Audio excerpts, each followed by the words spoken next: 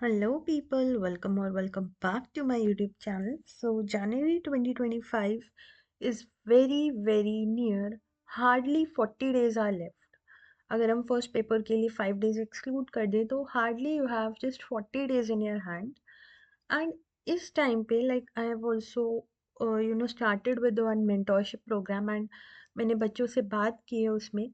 तो मेरे को ये प्रॉब्लम बहुत सारे स्टूडेंट से मिल रही है कि मैम हम पढ़ने बैठ रहे हैं, हम 10-10 घंटे की सिटिंग ले रहे हैं, बट हमारा जो आउटपुट है वो केवल 5 to 6 आवर्स का निकल कर के आ रहा है।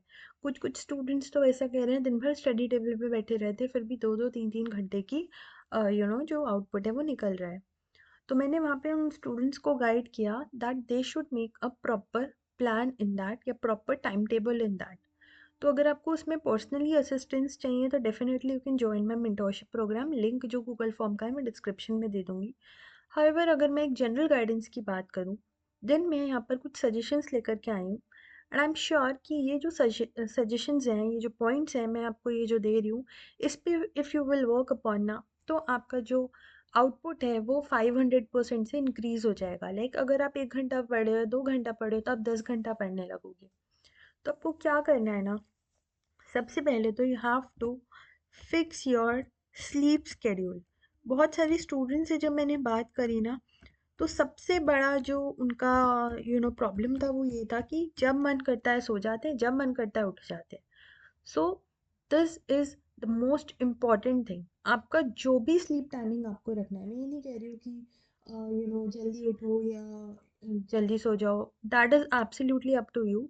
आपको लेट नाइट पढ़ना अच्छा लगता है आप लेट नाइट पढ़ो, आपको जल्दी उठ के पढ़ना अच्छा लगता है आप जल्दी उठ के पढ़ो। लेकिन आपका जो भी स्लीपिंग रूटीन है that should be the same for every day. Let's suppose अगर आप जो हो 1 AM तक सो जाते हो, तो आप 1 AM से एंड 7 या 7:30 उठ जाओ, राइट। उसी तरह से अगर आप 3 या 4 बजे तक पढ़ रहे हो सुबह की, तो आप 6 to 6.5 आवर्स की नींद वहाँ से ले लो। अगर आप 4 बजे सो रहे हो तो आप 10 बजे उठ जाओ। या फिर अगर आप जल्दी उठ के पढ़ना प्रेफर करते हो तो आप 12 बजे सो जाओ एंड 6 बजे उठ जाओ, या 11 बजे सो के 5 बजे उठ जाओ। तो जो भी आपको टाइम रखना है that 11 should be 11, that 12 should be 12। It should not that कि एक दिन 11 बजे सो गए, एक दिन 9 बजे सो गए, एक दिन 1 बजे तक जग रहे हैं। It should not happen. And उसमें भी क्योंकि एग्जाम्स इतने पास है तो आपको मैक्स टू मैक्स आपको 6.5 आवर्स तक की ही नींद लेना है। अगर आप एक सिंगल ग्रुप दे रहे हो तो आप इसको 7 तक लेकर जा सकते हो, इन केस आपका प्रिपरेशन आपने पहले से स्टार्ट कर दिया है। But it is very very important कि आप इसको लिमिट कर दो टू 6 आवर्स ओनली, ठीक है। तो 6 या मैक्स टू मैक्स 6.5 या फिर 7। आप ऐसा भी कर सकते हो कि यहाँ पर आप 5 आवर्स ले लो एंड दिन में 1 घंटा का ब्रेक ले करके, और मिड ऑफ द डे में आप हाफ डे के बाद में एक 1 आवर की स्लीप और ले लो। तो आप ऐसा भी कर सकते हो, 5 and 1 ऐसा भी कर सकते हो, उससे भी आपका माइंड एंड बॉडी रिलैक्स हो। तो सबसे बड़ा जो मुझे प्रॉब्लम लगा बच्चों में वो ये लगा कि उनका स्लीप साइकिल जो है वो फिक्स्ड नहीं है। उसके बाद में नेक्स्ट पॉइंट जो था वो ये था that they have not thought कि उनको कितने रिविजन्स करने हैं। तो प्लान योर रिविजन्स।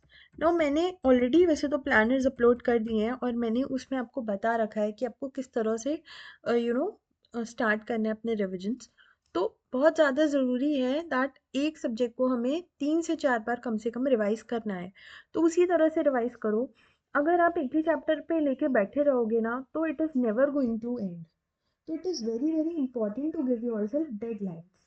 तो अगर आप ऐसे स्टूडेंट हो जो 2 सब्जेक्ट्स पढ़ सकते हो तो स्टार्ट विद दैट। अगर आप एक ऐसे स्टूडेंट हो जो एक ही सब्जेक्ट में कंफर्टेबल हो तो स्टार्ट विद दैट। वो तो मैंने आप लोगों को ऑलरेडी इतनी सारी वीडियोस के थ्रू स्ट्रैटेजीज बता ही रखी हैं कि किस तरह से you have to plan your revisions, right. तो हार्डली आपको 2 सब्जेक्ट्स लेने हैं, मैक्स टू मैक्स 2 सब्जेक्ट्स लेने हैं। एंड अगर एक सब्जेक्ट में कंफर्टेबल हो तो एक ही सब्जेक्ट उठाओ एंड प्लान करो कि फर्स्ट रिवीजन मुझे 8 दिन में ख़त्म करना है, सेकंड रिवीजन मुझे 5 दिन में ख़त्म करना है, थर्ड रिवीजन मुझको 3 दिन में ख़त्म करना है। एंड उसमें क्या करो ना, उसमें जैसे 8 डेज है and you have 10 chapters suppose, या यू हैव सपोज 80 चैप्टर्स या 16 चैप्टर्स चलो लेकर चलते हैं, और 8 दिन में you have to finish that subject. तो अब क्या करो ना, हर दिन का एक टारगेट ले लो कि मुझे जो है एक दिन में 2 चैप्टर्स करने हैं। एंड आफ्टर दैट क्या करो, आफ्टर दैट आप ये देखो कि उन 2 चैप्टर्स में भी आप कौन से चैप्टर्स कर रहे हो, उनका क्या वेटेज है एग्ज़ाम में, या फिर आपको वो स्ट्रॉन्ग लगते हैं या वीक लगते हैं। तो एक दिन एक ऐसा चैप्टर उठाओ जो स्ट्रॉन्ग हो, और उसके साथ में एक ऐसा चैप्टर उठा लो जो वीक हो, एंड एग्ज़ाम में भी जो अच्छी वेटेज रखता हो उनको प्रायोरिटी पे करो, एंड जो कम वेटेज रखता है उसको लास्ट में करो, लाइक 7th डे या 8th डे पे रखो। So in that way you have to plan your revisions, right? तो दिस वॉज ये जो 2 पॉइंट्स थे ये सबसे ज़्यादा इम्पॉर्टेंट थे। उसके बाद में है टेक सफिशिएंट ब्रेक्स। ना, एक तो ये चीज़ मैंने देखी कि बच्चे कभी भी सो रहे हैं कभी भी उठ रहे हैं। दूसरी चीज़ मैंने देखी उन्होंने अपने ब्रेक्स ही प्लान नहीं करे। अब क्या है, आप ह्यूमन हो, आप मशीन तो हो नहीं। जो भी स्टूडेंट्स ऐसे थे जिन्होंने पहले भी अटेम्प्ट दिया है, तो जब रिजल्ट्स नेगेटिव आए थे तो 1-2 दिन तो वो बहुत ज़्यादा जोश में होंगे, इस बार ये कर देंगे वो कर देंगे। जैसे जैसे टाइम गया आपका जोश ठंडा होता गया, राइट? तो आपको क्या करना है ना, आपको उस ही जोश को वापस से जगाना है। एंड वो आप कैसे कर सकते हो, वो आप ऐसे कर सकते हो कि आपको अपने माइंड को, इस स्टडी को एक बर्डन की तरह नहीं लेना है, स्टडी को एंजॉय करना है। वो एंजॉय आप कैसे करोगे, एट द टाइम तो एंजॉय नहीं कर पाओगे, I do agree with that. लेकिन आप क्या कर सकते हो ना, you can plan your breaks. Like मेरा सजेशन पर्सनली ये रहता है कि 2 आवर्स का स्टडी सेशन करो, 20 मिनट्स का ब्रेक ले लो, देन अगेन एक 2 आवर्स का सेशन करो, एंड देन अगेन 20 मिनट्स का ब्रेक ले लो। अब ये जो 20 मिनट्स का ब्रेक है, this is in this I am not going to limit you कि आपको मोबाइल यूज़ नहीं करना, किसी से बात नहीं करनी।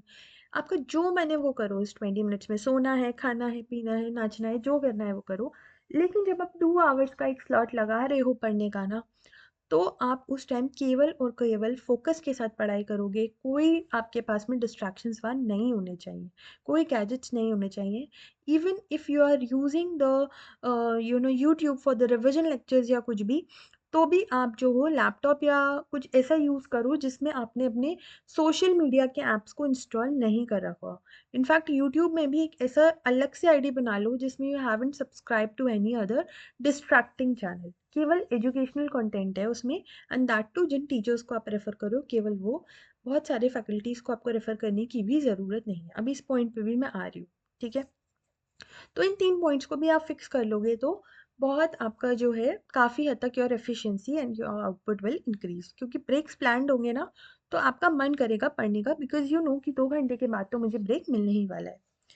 उसके बाद में है स्टिक करो टू योर फैकल्टी, या फिर अगर आप यूट्यूब का भी यूज़ कर रहे हो तो स्टिक टू वन फैकल्टी।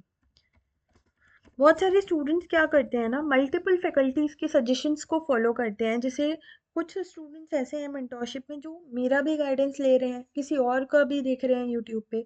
तो in that way you are going to be puzzled, क्योंकि हर कोई अपने अपने पॉइंट ऑफ व्यू रखता है। अगर आप उसके पॉइंट ऑफ व्यू से सेटिस्फाइड हो देन तो इट्स ओके, अदरवाइज आप कंफ्यूज्ड ही होगे। And it is not just about the guidance, it is even about the lectures. कुछ लोग जो हैं लेक्चर्स के लिए बहुत सारे फैकल्टीज़ रेफ़र करते हैं। मेरा ये मानना है कि आपके पास में जितने कम से कम फैकल्टीज़ होंगे उतना बेटर रहेगा। लाइक 1 या 2 फैकल्टी होने चाहिए केवल एक सब्जेक्ट के लिए, बिकॉज़ जैसे सपोज़ लॉ सब्जेक्ट है, तो हो सकता है कि किसी फैकल्टी का कॉर्पोरेट लॉ बहुत अच्छा हो, किसी फैकल्टी का अदर लॉ बहुत अच्छा हो। तो केवल 2 फैकल्टीज़ रखो अगर आप रिविजन लेक्चर्स भी देख रहे हो। बिकॉज़ कोई भी टीचर गलत तो नहीं बता रहे, लेकिन सबका पढ़ाने का तरीका एकदम अलग होता है, सबका रिवाइज़ करवाने का तरीका भी एकदम अलग होता है। तो अगर आप हर टीचर के पीछे भागते रहोगे, तो you are not going to gain anything out of it. इसलिए मैक्स टू मैक्स आप 2 टीचर्स पे जा सकते हो, बट मेरा सजेशन पर्सनली ये रहेगा, एक ही टीचर का फॉलो करो आप सजेशन। एंड अगर आपने क्लासेस ली हैं, तो जिनकी क्लासेस ली हैं आप उन्हीं पे ही ट्रस्ट करके एंड उन्हीं को ही फॉलो करो, ठीक है? देन आता है आपका plan your 1.5 day. Now plan your 1.5 days. Say what do I mean? See, you already know that you are going to get only 1.5 day before your exam. तो आपको क्या करना है, इस 1.5 डे के लिए you have to mark some questions कि ये क्वेश्चंस मैं हाथ से सॉल्व करने वाली हूँ 1.5 डे में। एंड क्योंकि आपको पता है आप पे ज़्यादा टाइम नहीं होगा, 1.5 डे बहुत छोटा होता है, और हम एग्ज़ाम्स के बाद में इतना थक जाते हैं ना एग्ज़ाम से आके, कि जिस दिन एग्ज़ाम होता है उस दिन तो बहुत ही कम आउटपुट निकल के आ पाते हैं, no matter how hard you try. इस वजह से you have to plan your 1.5 day. तो 1.5 डे का आपका मटेरियल रेडी होना चाहिए कि केवल इतना ही मटेरियल है। आप अभी भले ही 10 बुक रेफर कर रहे थे, बट अब आपको उस 10 बुक को मिला करके एक बुक बनाना होगा, because on your in your 1.5 day you can not refer all those 10 books, right. उसमें भी आपका बिल्कुल सॉर्टेड होना चाहिए कि मुझे इस चैप्टर के 10 ही क्वेश्चन करने हैं, इस चैप्टर के 5 ही क्वेश्चन करने हैं, इस चैप्टर के केवल नोट्स ही पढ़ूंगा मैं। बिकॉज 1.5 डे बहुत कम होते हैं। जिन लोगों ने अटेम्प्ट दिए उनको तो पता है, बट जिनका फर्स्ट अटेम्प्ट है वो लोग ये सोच रहे होंगे एक दिन तो मिलेगा ना, तो देखी जाएगी। तब नहीं देखना है, तब बेटा आपको जो है अभी से रिवाइज करना है। ऑल्दो मैं अभी सेकेंड रिविजन की वीडियोज अपलोड कर रही हूँ, मैं धीरे धीरे थर्ड का करूँगी एंड देन 1.5 डे का भी प्लानर लेके आऊँगी। बट प्लानर से ज़्यादा इंपॉर्टेंट है मटेरियल आपका रेडी हो जाना चाहिए।